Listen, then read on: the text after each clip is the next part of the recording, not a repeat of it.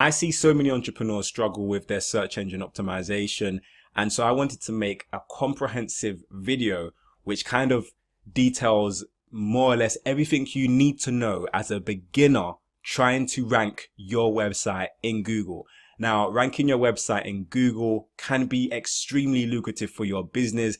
There are hundreds of thousands, if not maybe even millions of people searching for your product or the service that you have on offer.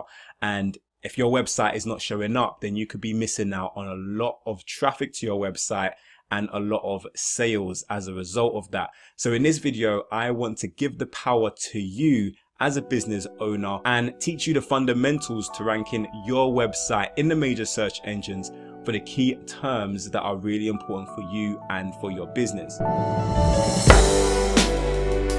Hi guys, my name is Sam Dey. I'm a digital marketing consultant, and in this video I'm going to be taking you through the basics of search engine optimization. Now I'm going to be leaving a timestamp in the description down below and also in the comments as well, because I'm going to be going through a range of different topics in this particular video. Search engine optimization is super comprehensive and it's difficult to really teach it in one video. So I'm going to be leaving those timestamps just in case some of the things that I cover in this video are a little bit elementary for you.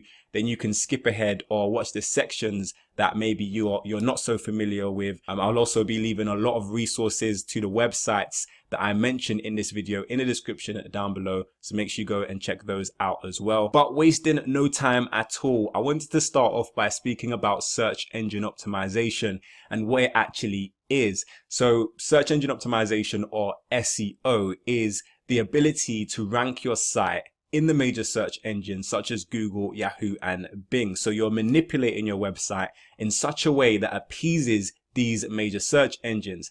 Now, Google, Yahoo and Bing are the major search engines in terms of your website, but there are other search engines as well that are super important and can really help to drive more business for you. And one of those search engines is the platform you're actually on now, and that is YouTube. So YouTube happens to be the second largest search engine in the world after Google, and it's a great place for video content to be found. So if you are someone who is good on video, and you can start being found in YouTube search. That will be doing videos in the future on specifically on YouTube SEO. So make sure you subscribe to this channel if you're not already, so you don't miss when that video goes live. But also, two other major search engines that get ignored sometimes are eBay and Amazon. So eBay and Amazon are obviously third-party marketplaces, and you have similar ones such as Etsy, but these are search engines within their own right as well. And if you are a product owner, you might want to have your products listed on these platforms as well, depending on what platform you want to show up for. So if you want to show up on Google, Yahoo or Bing, or if you want to show up on YouTube, or if you want to show up on eBay or Amazon, there's going to be different factors that you need to keep in mind. So I'm going to focus this video specifically on SEO as it pertains to ranking your website or web pages in the major search engines such as Google, Yahoo and Bing. So now that we have all of that explanation out of the way, I wanted to move on to some of the really basic things that you can kind of implement immediately to your website to start seeing better results with regards to your search engine rankings. And the very first thing that you want to make sure is really elementary, but I see a lot of people making this mistake, and this is to make sure that your website is not blocking robots. So if you have a Squarespace website or a WordPress website or a Shopify website, in the settings area of your website, you should see some sort of tab that allows you to block search engines from crawling your website. Another really useful tip that you want to kind of go away if you haven't done already and implement on your site to start seeing really great results with your SEO is to go and register for a Google Search Console account and a Bing Webmaster Tools account. So I'm actually on my computer now, and this is the Google Search Console, and I'll leave a link to it as well in the description down below so you can access this tool. But it's free to set up and it's free to get started. And basically when you sign up for an account, it will allow you to manage the SEO for your website, and you can submit an entire map of your website directly to Google to let Google know that your website is live, and also to directly feed them the information about your site. So when you actually log in to your Google Search Console account, it will look something like this. And on the left hand side here, you see on this drop down menu, I've added the various different variations of my website. So you'll notice my first variation is just HTTP with no www.DeyTips.com. The second is HTTPS without any www.DeyTips.com, and then I have the www versions as well. Now these all lead to my website, which is DeyTips.com, but Google sees these as different websites. So if I add all of them here, then it lets Google know that all of these websites are the same website and that they belong to me. When you sign up for your Google Search Console account, you should also receive an initial email from Google telling you the steps of how to set up your Google Search Console account effectively to help you with your search engine optimization. And that should be one of the steps, is to add all of your different variations of your website. Another step is going to be to go to sitemaps section of Google Search Console and submit an entire map of your website to Google.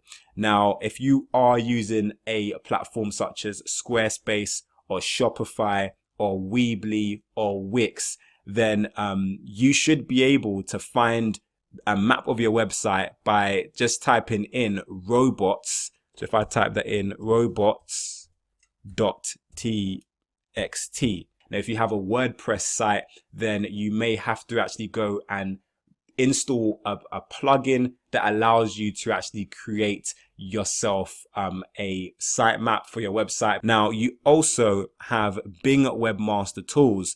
This is how Bing Webmaster Tools looks. Again, I'll leave a link in the description down below to Bing Webmaster Tools. If you don't have a Bing Webmaster Tools account for your website, then make sure you go and set one up. It's free to use and it's very similar to your Google Search Console account. And if you create your Google Search Console account before you create your Bing account, then you can upload most of your information. You can import it into your Bing Webmaster Tools account, which kind of makes it the process really simple.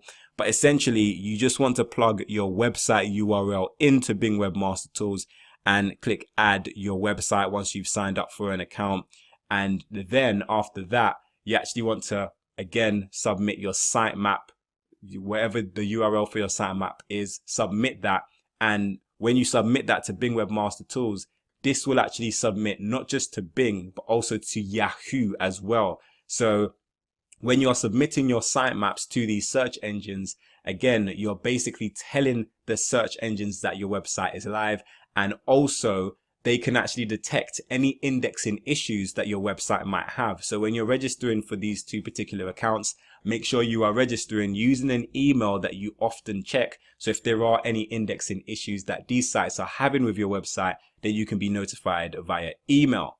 Now, moving on slightly, I wanted to also talk about the Google My Business tool. Now, you may have seen this when you're using Google yourself as a consumer. I'm going to be leaving a video in the description down below where I have a full tutorial of how to set up a Google Search Console account. But essentially, as you can see on my computer, I typed in cafe in London, in central London, and it comes up with these results here. So these are some cafes, and I can see an image of the cafe. I can also see some ratings of the cafe, where the cafe is as well. And if I was using my mobile phone, depending on what you search for, you can sometimes actually call a company directly from Google without having to go to their website, figure out where their number is. And that if your business is showing up here in this way, then this can help you to drive additional people to your business and to your product or your service. So if I click on the first one, Cafe Nero, it also takes me to this page where I can go to their website. I can get directions directly to that cafe.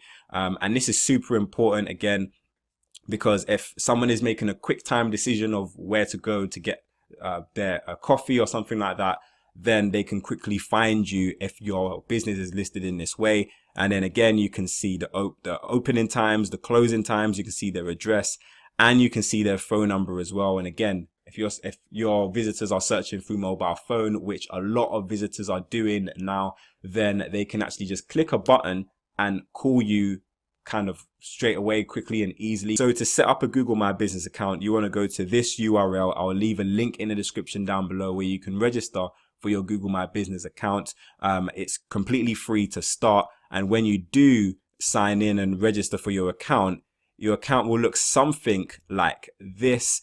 And here is where you set up all of the information that people will see when they search for your company. So the more information you put here is the more information that Google can actually show to your potential customers. So the more keywords you put in here, the more pictures you put in here, and the more information you put in here is the better you are likely to perform in search results with regards to Google My Business. Now, this being said, if you don't want your local address showing up on Google My Business because maybe you don't actually offer a product that people can come and buy at a particular store, maybe you are more of like a service provider and you don't have a location, then you would want to leave that information out and only put the information on Google My Business that is 100% relevant to what it is you're trying to achieve. So moving on slightly, I wanted to speak about keywords. Now, you've probably heard about keywords if you've done any type of research into search engine optimization. But what are keywords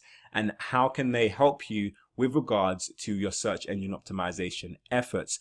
Well, keywords are essentially the words or phrases that people will use to find products, services that you might have on offer on your website. What terms do you want your website to be showing up for when someone performs a query in Google? So let's say, for example, you sell red hats for women. You might want to show up in Google when someone types in red hats for women, for example. So you really want to think about what types of keywords you want to go for. Now, there's a difference in keywords. Not every keyword is created equal. There are long tail keywords and there are short tail keywords. Long tail keywords tend to be 3 words or longer, and short tail keywords tend to be 1 or 2 words.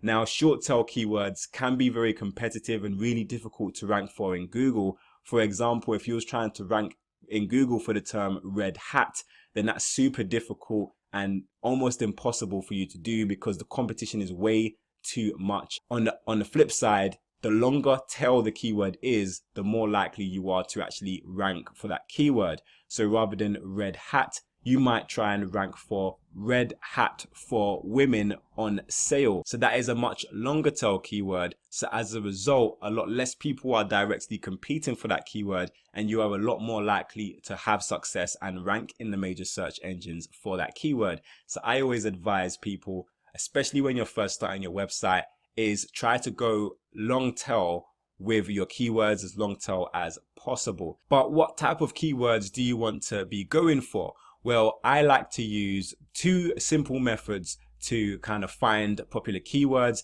And the first method is the Google Keywords tool. So as you can see on my computer, this is the Google Keywords tool, and I'll leave a link to this in the description down below. This tool basically helps you to see how popular any particular keyword is. So once you register for your Google Keywords tool account, it will take you to the inside. Now, a lot of my subscribers have had trouble in the past with registering for a Google Keywords tool account. I recently done a video on how to set up your Google Keywords tool account, and again, I'll leave that in the description down below. So make sure you go and check that video out. If you're having issues using or finding this tool, then that video will really help you out.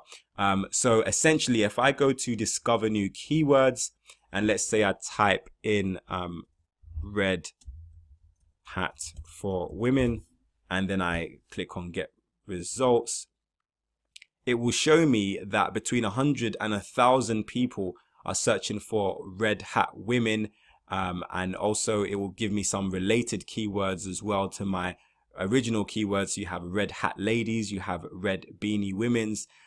So this is a great way to kind of see what terms are popular. So you're not just randomly plucking keywords out of the air, but you're choosing keywords that you know people are actually searching for based on data that Google give you.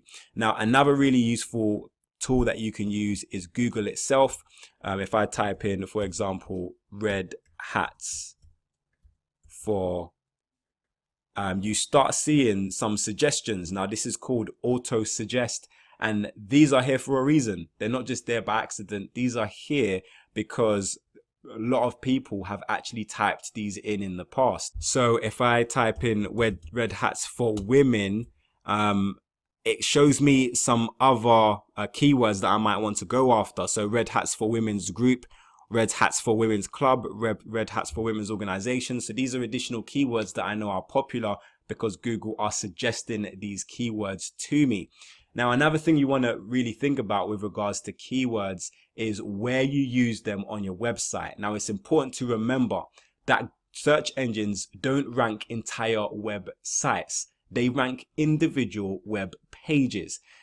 This is really important because each and every page and article that you have on your website is a new opportunity for you to be found in the major search engines for a different keyword.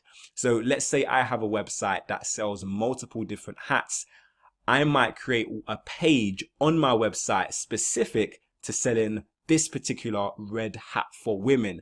So maybe the keyword on that particular page on my entire website is optimized for the keyword red hats for women. So I'm going to want to use that keyword in particular places.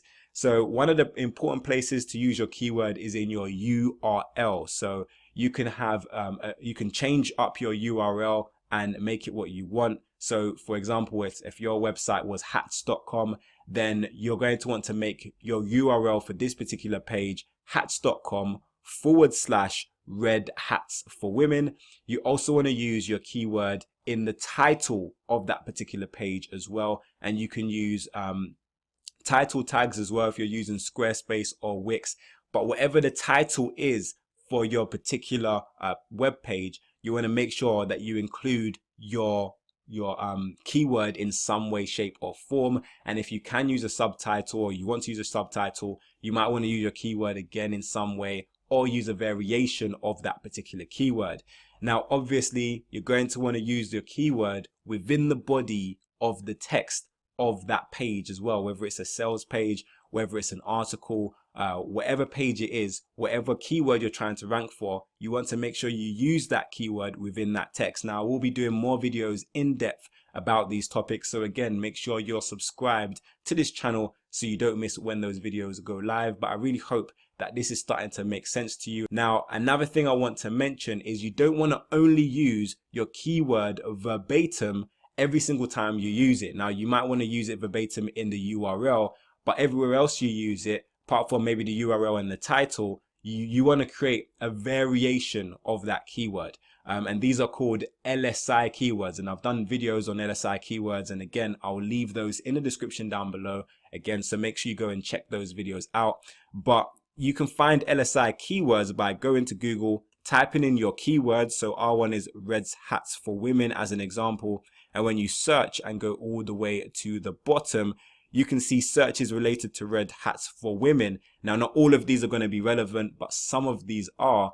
And these are examples of LSI or related keywords, because if you're using your keyword verbatim again and again and again and again on one particular page, it can become redundant and it can have an opposite effect on your search engine optimization if the search engines are thinking you're trying to game the system.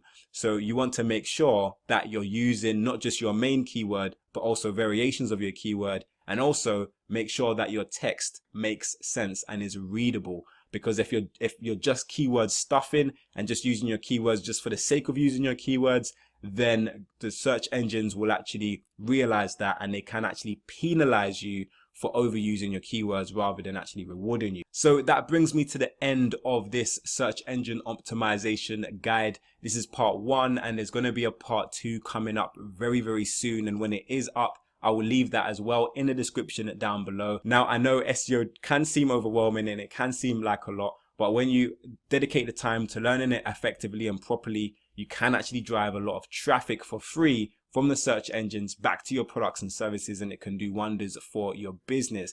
Now, I also have the formula, which is completely free. This is the free guide to generating leads and sales online. I speak about SEO within the formula, but I also speak to you about how you can turn your search engine traffic into tangible leads and sales. So not just how you can drive traffic to your website via SEO, but what do you do with that traffic? What do you do with those visitors once they get there? How are you turning them from visitors into leads and into customers who buy regularly again and again and again, and help you to push your business forward? So if you have not downloaded the formula yet, make sure you download it. I will leave a link in the description and also on this screen as well. So make sure you go and click through and get your free copy. But I really do hope that this video brought you value. And if it did, then please click the like button down below and make sure you share this video with a friend. If you have any additional questions or comments, then leave them for me in the comment section. But until next time, watch some of my other great videos. Make sure you subscribe to this channel for more awesome business related content.